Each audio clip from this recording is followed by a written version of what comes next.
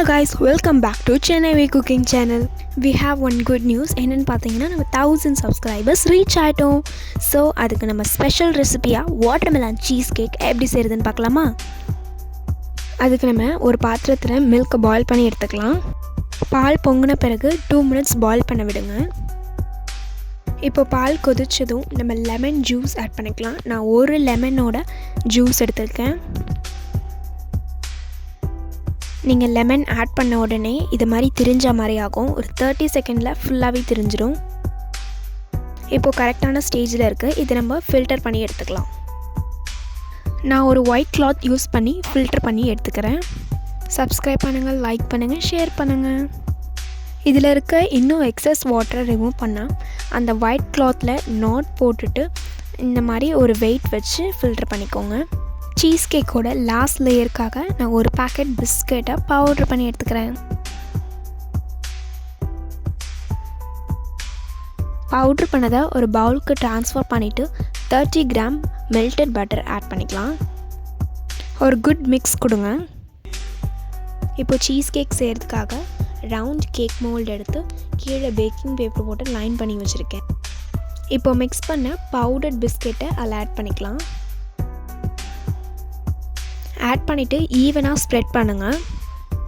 Spread பண்ணிவிட்டு ஒரு wait வச்சு நல்லா ப்ரெஸ் பண்ணுங்கள். இப்போது இதை 15 minutes ஃப்ரிட்ஜில் செட் பண்ணி எடுத்துக்கலாம். இப்போது நம்ம ஃபில்டர் பண்ணி வச்சுருந்தா பன்னீர் ஆட் பண்ணிக்கலாம். 3 tablespoon சுகர் ஆட் பண்ணிக்கிறேன். உங்கள் டேஸ்ட்டுக்கு ஏற்ற மாதிரி நீங்கள் சுகர் ஆட் பண்ணிக்கோங்க. இந்த ப்ராசஸ்க்கு ஆல்டர்னேட்டிவ் ஸ்டெப்பாக நம்ம க்ரீம் சீஸ் கூட யூஸ் பண்ணிக்கலாம். ஸோ இப்போது இதில் நான் மில்க் ஆட் பண்ணிக்கிறேன். இதுக்கு பதிலாக நீங்கள் ஃப்ரெஷ் க்ரீம் கூட ஆட் பண்ணிக்கலாம். ஸ்மூத் கன்சிஸ்டன்சி வர வரைக்கும் நம்ம கிரைண்ட் பண்ணி எடுத்துக்கலாம். பாருங்கள் எவ்வளோ ஸ்மூத்தாக இருக்குது. இப்போ நம்ம ஆல்ரெடி செட் பண்ணி வச்சுருந்த பிஸ்கெட் லேயருக்கு மேலே இப்போ ஸ்மூத்தாக அரைச்ச க்ரீம் சீஸ் ஆட் பண்ணி ஸ்ப்ரெட் பண்ணி விட்டுக்கலாம். ஸ்ப்ரெட் பண்ணிட்ட பிறகு நம்ம 15 minutesக்கு செட் பண்ணி எடுத்துக்கலாம். ஸோ இதுக்கு அடுத்த லேயராக நான் வாட்டர்மெலன் ஸ்லரி ஆட் பண்ண போகிறேன். அதுக்கு பீஸ் பண்ணி வச்சுருந்த வாட்டர்மெலன் ஆட் பண்ணி சுகர் ஆட் பண்ணிக்கலாம்.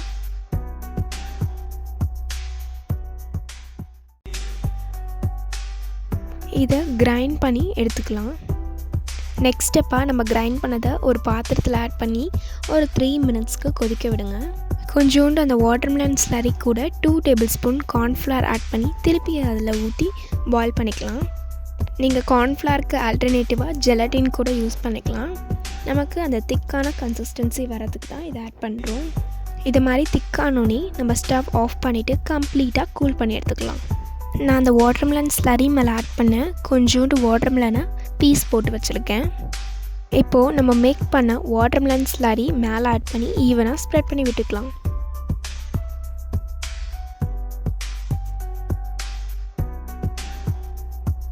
நான் ஆல்ரெடி பீஸ் போட்டு வச்சுருந்த வாட்டர்மெலனை இது மேலே நம்ம ஸ்ப்ரிங்கிள் பண்ணிக்கலாம்.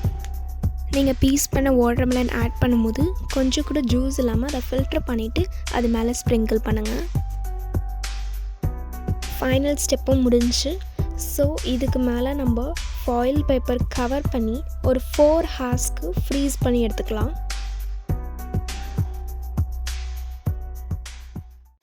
ஸோ நமக்கு பர்ஃபெக்டான சீஸ் கேக் ரெடி ஆயிடுச்சு.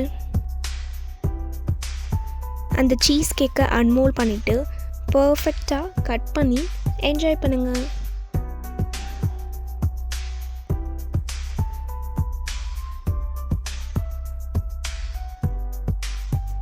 நமக்கு லேயர் பர்ஃபெக்டாக வந்திருக்கு.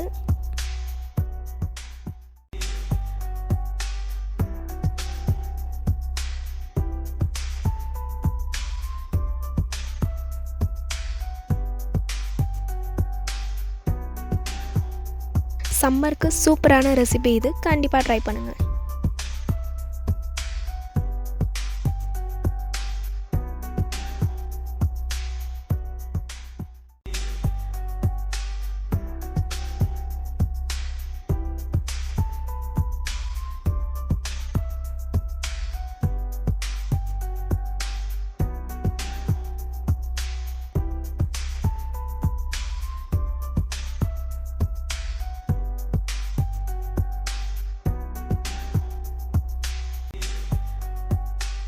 நம்ம சேனலை இன்னும் சப்ஸ்கிரைப் பண்ணலைன்னா சப்ஸ்கிரைப் பண்ணிவிட்டு லைக் பண்ணுங்கள், ஷேர் பண்ணுங்கள், கமெண்ட் பண்ணுங்கள். தேங்க்யூ.